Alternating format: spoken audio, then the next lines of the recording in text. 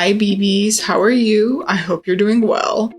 Today, I wanted to take a break from the big art pieces I've been working on recently and just work with some of my traditional art materials.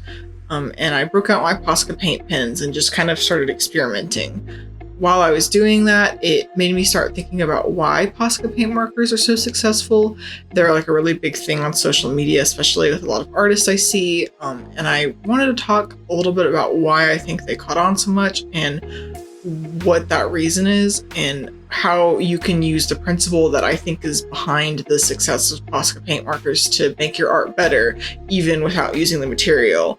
Obviously, this is all just my opinion, but I think I do have an idea of what makes them so successful. So, Posca paint markers, according to the cursory Google search I did, have been around since the early 80s and were primarily popular with graffiti artists, which makes sense. Because they're so good with mixed media applications, you can use them on so many different things. However, I didn't hear about them until they recently were a huge thing on social media, like I said. I think the peak of the fad has passed, but they're still definitely very popular with traditional artists, and you can always tell when they've been used in a piece.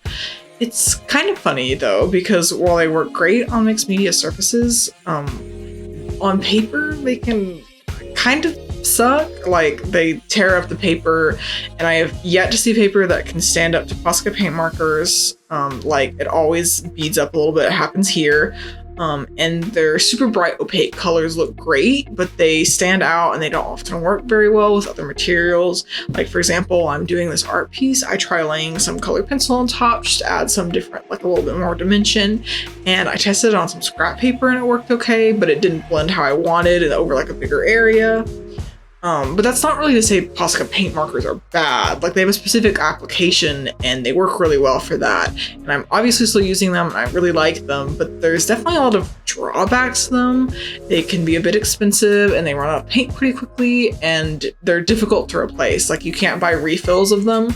You can either try and match the color and refill it yourself, or you can just buy a whole new marker, which I think is like the biggest negative to Posca paint markers. But they're still super popular. People really like them. So why is that? Well, I mean, there's the obvious component that they just play well with art styles and palettes that are popular at the moment. Like, they're just kind of in and trendy. The bright graphic colors and the shape-based approach you're almost forced to adapt them with are just fun. But I think there's more to it than that. So, like I said earlier, Posca paint markers have limits. You tend to be forced into a certain approach. You can't really blend or fade them, and you often have a super small color palette to choose from unless you want to get out other mediums, which sometimes don't work with them, like I said before. But I think that is what makes them work. Posca paint markers succeed because limits are imposed on you. You can't just do whatever you want. That might seem counterintuitive that limits can lead to good work, but let me explain. When you have certain constraints, you're forced to think creatively. You have to figure out how to accommodate for, work around, or incorporate the restraints. So that leads you to conclusions or work that you never would have thought of on your own. That's the real thing that makes limits great.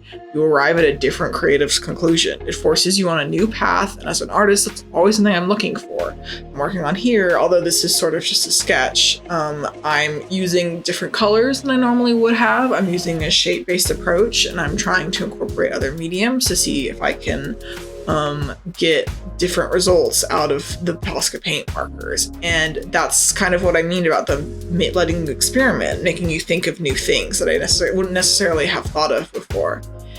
So Posca markers are really great for this limitation kind of approach to art. They've got a limited palette, somewhat narrow application, but because they're appealing and fun to work with, people get creative with them and they really try to make them work. And that leads to really cool work.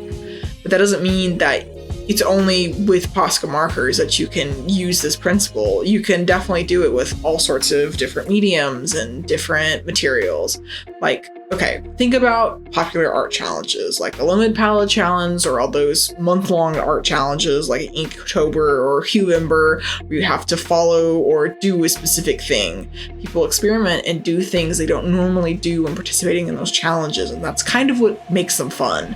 You're doing something new because of limits imposed on you. You're using a medium you wouldn't necessarily normally use, or you're trying to use just one color or just one subject matter or whatever else. So how can you incorporate that in your creative work outside of challenges and posca markers? Well, maybe just try using one medium or color or whatever, like I've said, but you can do it with subject matter too, or even like your technique. You can try to just use one brush, or say you can't lift your pen in the art or something else like that. You could try drawing something with just like vertical or horizontal strokes. That one sounds actually kind of fun, so I might try and do that now. That can lead to some pretty cool work. And this can apply to things that aren't art too, by the way. You could do this with writing or photography or pretty much any creative thing. Limits are a fun way to mix things up. Without them, it can also be kind of difficult to know where to start.